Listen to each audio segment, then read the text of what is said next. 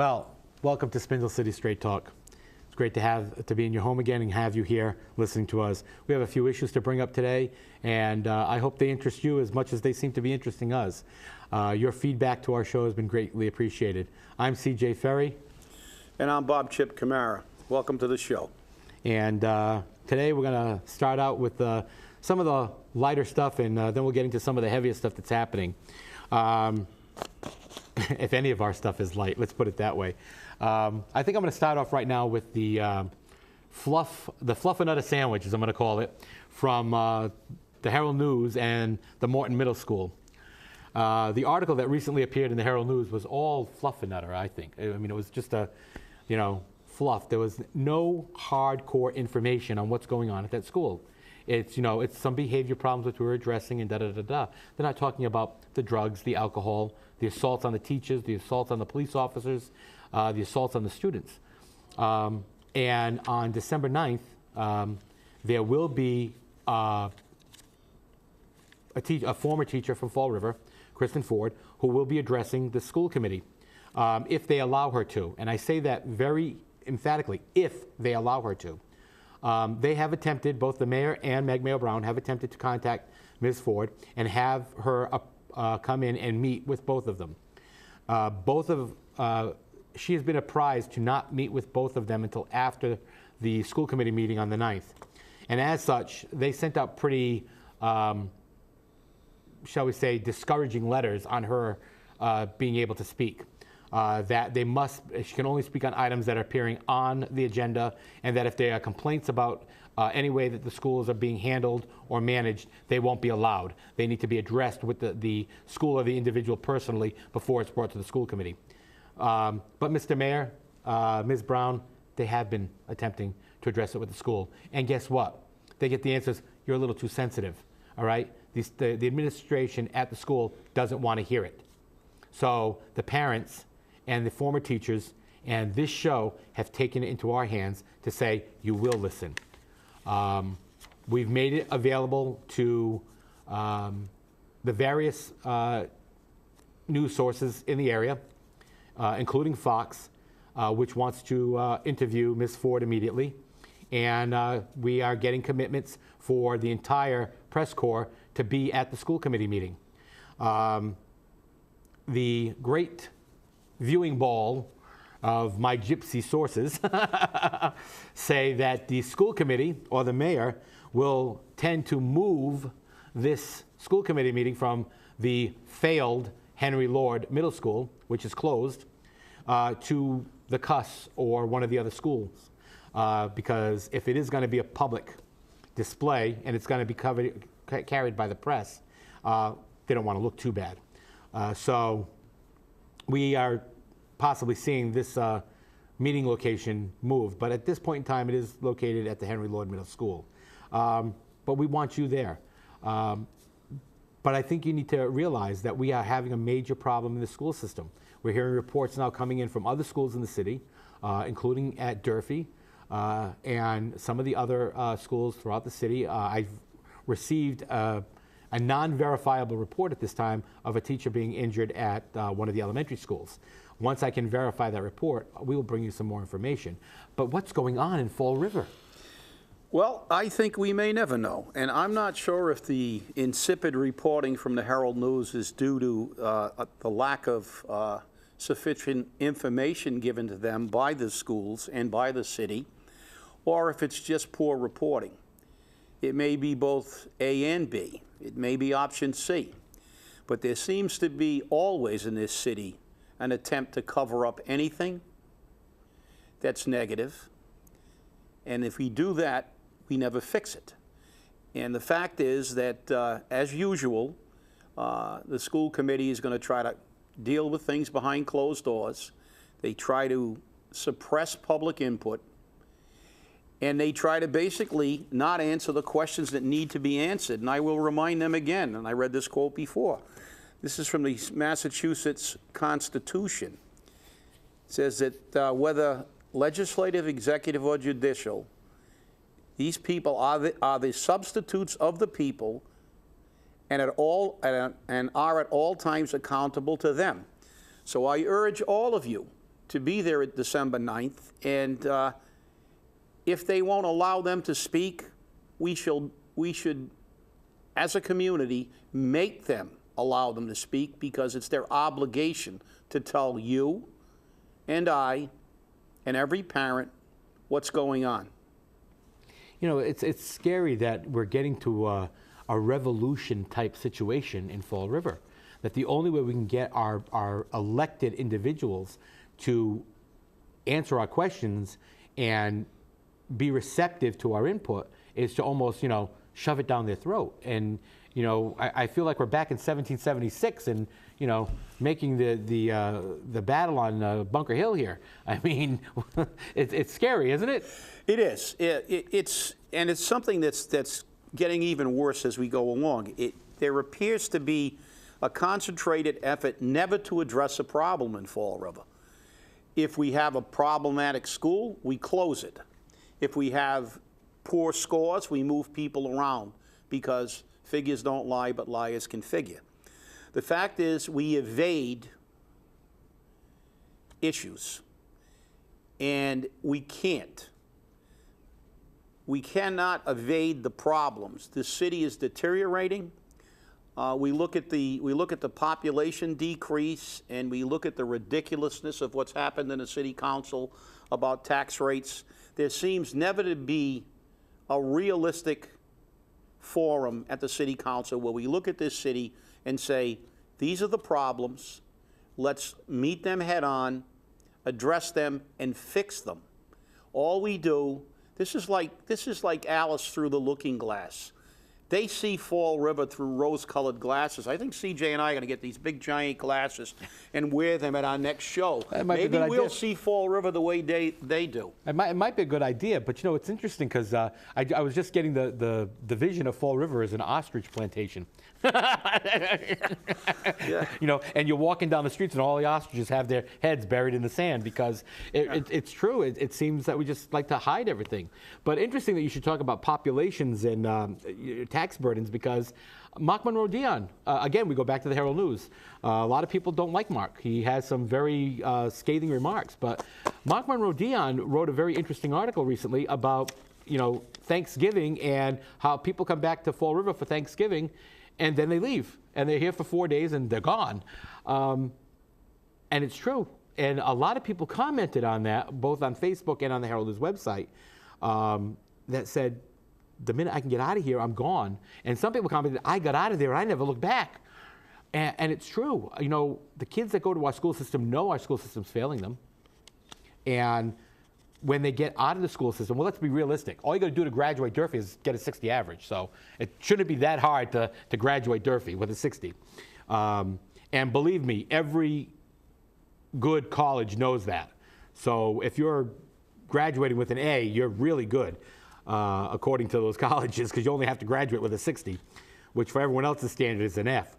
But once they go to college, they finish up those 4 years of school or 6 years of school, depending on what they're doing, and they leave. They get out of here because, you always call Fall River the city of hills, mills, and unpaid bills. And we do know it that way because it truly is. But a lot of people who look at Fall River from the outside, they don't look at it that way. It's crack, it's heroin, it's drugs, it's crime. And when you come in at number 48, in crime, why do I want to live there? Well, it seems that the only people that see a different Fall River are the city council and the mayor. And that, I think, is our major problem. But the other problem is that for some unknown reason, we continue to put the same city councilors back in office. I mean, it's ludicrous when we look at what's going on here. Mark Monroe Dion can see people that just visit Fall River. The rest of the world looks at the statistics and says, this is not a place I want to be or anywhere near. And the people who do come back for a chow mein sandwich and a chorizo and chip sandwich, and they want to leave. Once they've had that and taken care of their palate, they're on their way back to where there's, to communities where they actually deal with problems and they actually have jobs that they can earn a living at. And it's almost, if it wasn't so sad, it would be comical to watch the city council debate. It's true. They don't even know what Robert's Rules of Order are there. I've heard a motion made, a second made, and then they're calling for a vote, and then all of a sudden they stop, and they're all going to be heard again. You put a camera in that city council chamber, and all 9 of them have to say something. They sit there and go, blah, blah, blah, blah, blah. They're not saying anything, but they're on camera.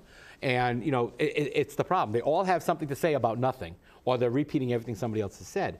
But one of the things that Mark brought up, to get back to this brief story, is that they come into Fall River, they spend some time with the family members that stay here because they either can't leave, don't want to leave, or they're too old to leave. And those are the 3 major reasons why people stay here. But people say, oh, they're going to communities that they get paid much more money. They're actually going to communities where they're making less money than they would make in Massachusetts. But as they say, they're making money, because if they stay here, they're not making anything. So they are making more money than they'd make if they were staying here. But they come back here and they say, after Thanksgiving, it's Friday night, they knew where to go. They went to the bar that they knew all their friends from high school would be at getting drunk, because there's nothing better for them to do. Isn't that sad? Well, it is.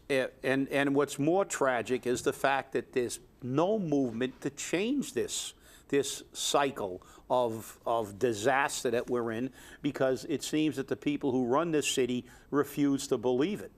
They bury their head in the sand and they play the ostrich government until they play the Chicken Little government, because then they pull their head out of the hole and they look up and say, uh-oh, the sky is falling. We're going to get fined. We're going to lose the SAFER grant. We have to clean up, otherwise we're going to have more bills. And it's government by crisis, and the government by crisis is caused by a government of inaction. It is, truly. And now that you mentioned the SAFER grant, there's another segue into another story, and that being that New Bedford got the SAFER grant money. And I made comments on Facebook and elsewhere that, well, look who got the SAFER grant. What are we going to do now? And Eric Poulin, lame duck, because he's out of office, so he can now speak freely, and he still does it. Oh, well, we got to figure out what we're going to do about not having the SAFER grant money. Shouldn't you have figured that out when you first took the money? I mean, that's the big deal. And many members of the fire department, and actually members of our staff today, told us just before taping that the fire department said, oh no, we're going to get that SAFER grant. I firmly do not believe that our fire department is that naive. I think they know that SAFER grant money is not coming. So what's going to happen? You know what's going to happen? You're going to hear the mayor go to the city council, or Sean Kadim go to the city council and say, if we don't move for Prop 2.5 override, we are going to have to lay off the fire department. But I think that there's another sneaky plan in process, or maybe in process, to get adequate staffing but not hire any more people, and also possibly lay off some people. And I think Chipper might be a little more familiar with that little sneaky plan. Well, yeah, there have been rumors that they're going to attempt to make them work a longer work week, but give them a very hefty raise. Obviously, that's speculation at this point, but let's get back to the SAFER grant. The SAFER grant is a grant to make, because it's an acronym, actually make it safer in a community. It's not to fund public safety. It's to make it better. The fact is that we are the laughingstock of not only Massachusetts, but the laughingstock of the nation. We have a fire department that's funded virtually 40 or 50% by a government grant. If we look down the road 15 miles to New Bedford, we see a city that's scrambling, looking for money to hire firefighters. And they got a SAFER grant. But before they got that SAFER grant, and they secured that grant, they know it's only temporary, they were looking to move money, to free money up, to pay to keep firefighters on the job. And what does Fall River do? They reduced the number of firefighters that they were paying for by 14 in this year's budget. So, I mean, how ridiculous do you think we look to the federal government when we say, help us make our city safer, and we lay off people that with the money that we use? I mean, let's face it. The only reason we got these SAFER grants is SAFER grants are political. During an election year, they don't want to upset anybody. They want to spread some money around. But the fact is, what do you think? They laugh at us in Boston because of the way we run the city, and they laugh at us in Washington. Because what other city in this nation asks the government for a handout while they're laying people off with money that's already in their bank so they can give somebody else a pay raise? It's absolutely absurd. It's fruitless. It really is. But also, and we hear all these, these shenanigans, and we see them happen, and we talk about them all the time. We've been talking about them for years. But we can't have this type of thing keep going on. I mean, we're doing it with the police department right now. We've got grant after grant after grant coming in, and that's funding the police department. And all the great toys, bells, and whistles are wonderful things to make the police department look good. And now they're saying, well, now that we have them, we can sell them or rent them to Somerset and Swansea and Westport. Why? You got them. Why can't they? Why do they have to get yours? It doesn't work that way. And look at that wonderful shot spotter program they had. If you throw a firecracker out on the street, it's a gunshot. I mean, how wonderful are these programs if they're sending officers to gunshots from a firecracker or a cap gun going off? So we have to look at what we're really doing. I understand that we're trying to make Fall River better, but let's do it responsibly. And that's the key. We have to be responsible. When we're looking at issues in Fall River, we always hear the same thing from the politicians all the time. And I'm going to say them, and you're all going to say, yeah, we hear that all the time. We hear jobs, taxes, and public safety. Those are the three things. How many years have we heard those three issues? How many years now? Oh, forever. I mean, we never changed the issues. We never changed them. And have the job issues gotten better in Fall River? No, they've gotten worse. Although the mayor turns around and says, when I took office, it was 19, and now it's 12. Do you know why it's 12, Mr. Mayor? And you know it, and I know it. It's 12 because the other 7%, they ran out of benefits, so they got dropped from the counts. That's how it works. They didn't get jobs, so let's be realistic. So the economy's not getting any better. But it's strange how the economy's not getting any better in Fall River, but if you're a Fall River employee or a Fall River contractor, your economy's getting much better. Because you don't have a job that really does anything except maybe appear on the radio once a week and attend neighborhood meetings, and you get a $20,000 a year raise. I think that's pretty good. And you have a job that you can't keep up with the regulations, and you can't keep track of what's going on in your own department, but you get a raise too. And you're doing a wonderful job of doing nothing, so why not give you a raise? So we gave out all these raises even after a budget's approved, but we give out all these raises, and then we say, oh, we need more money. And then we bring forward that we're going to do the tax factoring, which just happened recently. And what happens? We give the businesses in Fall River, which are very few, a tax break so that the property owners, that's me and Bob and you out there who own your own home, we got to shoulder more of the burden. Now, granted, it's only 0.01 more, and you think, well, that's not a lot. But you know what? Ray Mitchell says it's only $2.50 more. Well, Ray. Quarter. A quarter, that's right. Let's get it right. $2.50 here, $2.50 there, $2.50 here. It adds up pretty fast, okay? And that $10 could buy somebody a prescription or could buy them some food. And it's very easy for you to keep taking money, and we have nothing to show for it. And I have a problem with that. And when you turn around and keep doing that, there's a serious issue. How come your budget has to keep going up, yet you can get $3 million, actually $3.4 million certified as free cash?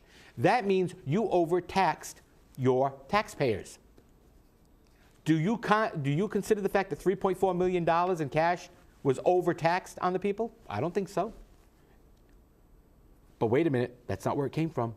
Where did it come from? It came from the $2 million in overtaxation and the money not spent by the fire department, quoting Sean Kadim. So, well, that's correct. But the reality is that we have a government that defers everything, and the people, their theory is that the truth is what you can make people believe.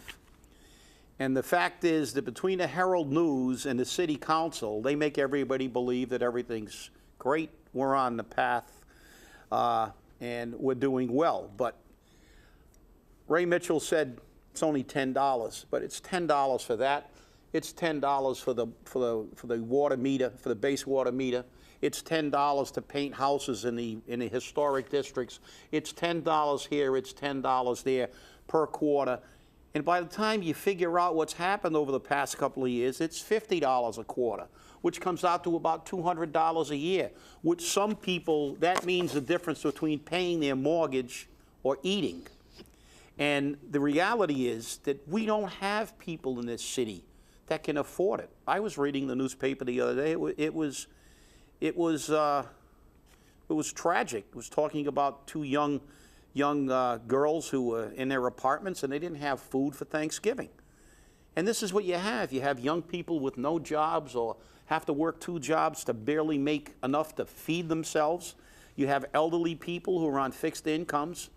And you have a city council that's oblivious. You have a city councilor like Poulin, which, you know, I think he destroyed his entire credibility and the image he worked so hard to create in one of his final acts by saying we should drop it even lower to 1.5 for businesses. I guess his new boss, Bobby Karen, would be happy by that. Yeah.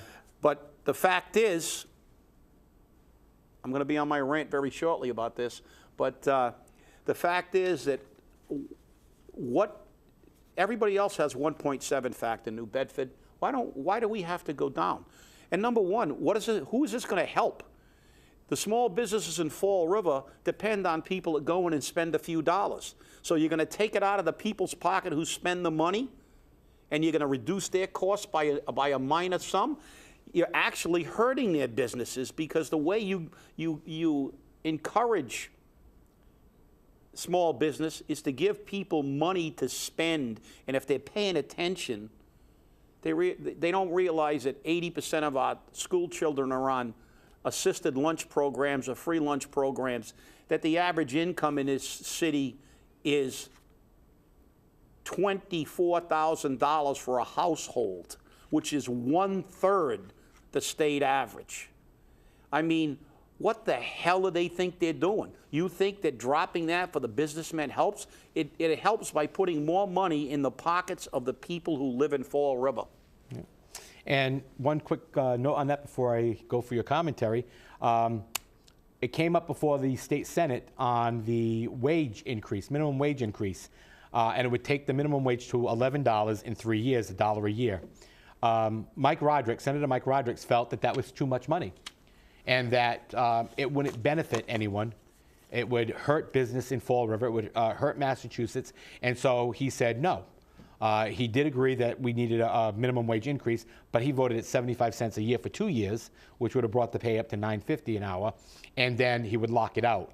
Meanwhile, the original bill called for $1 a year for 3 years, and then locked the minimum wage to the price index. So as it went up with inflation, so would the minimum wage. But he said no. I guess because Mike is a business and he doesn't want to pay the minimum wage. I mean, that's well, yeah, and also Mike makes sure that he buys his liquor in New Hampshire when he's on his way back, and he circumvents his own taxes, and obviously he gets a deferment because he drives over X amount of miles to Boston, and he gets tax breaks. And he's just like the congressmen in this country who don't live by the laws that they create that punish us. Yep. And now, Chip, we want to hear your commentary for the week. Oh, well, okay, here we go. The fact is, my theme for today is let's get the mayor and the city council's head out of a place where the sun doesn't shine. Let's begin to look at the reality, okay? I touched on a SAFER grant, which, number one, as I said, we're like schizophrenic. We're begging for money from the feds while we're not using our own money to fund firefighters. So do we really want firefighters on the job, or do we just want the feds and the taxpayers to override 2.5 so we don't have to? We look at our city council. They're talking about knocking down the taxes on business when our business tax is comparable to all the local area communities. So why do we need that? It's more important that we give the people who live in this community money to spend in these small businesses. And realistically, how many small businesses do we have? Most of them are niche businesses.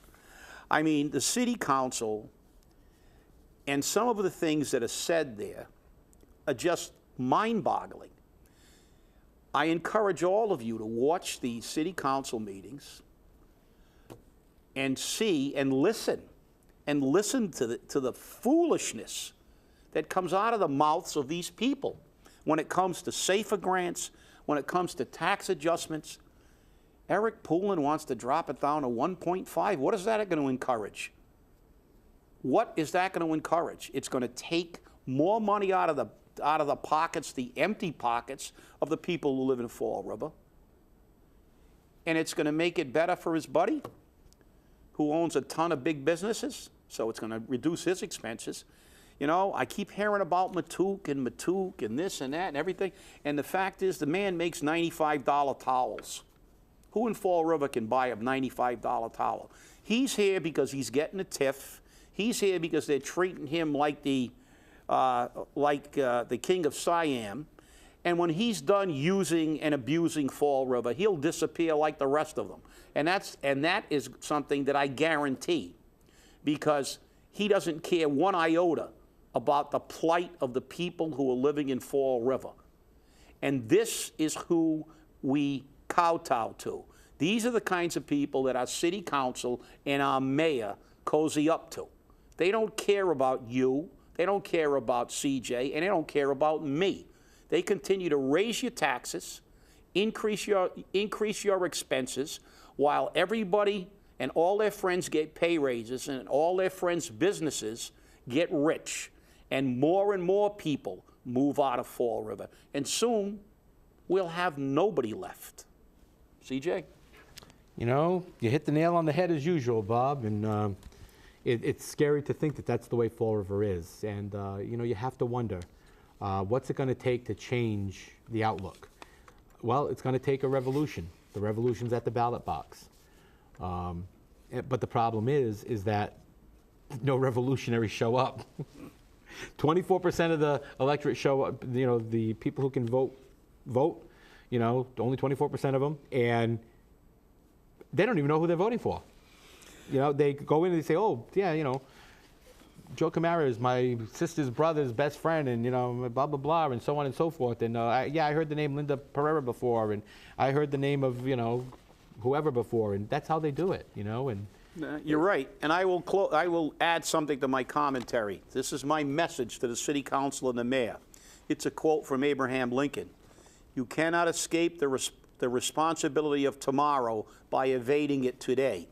Remember that the next time you try to pile equine excrement on the people of Fall River at a council meeting. I love it. And on that, I thank you. We'll see you next week. Have a good day.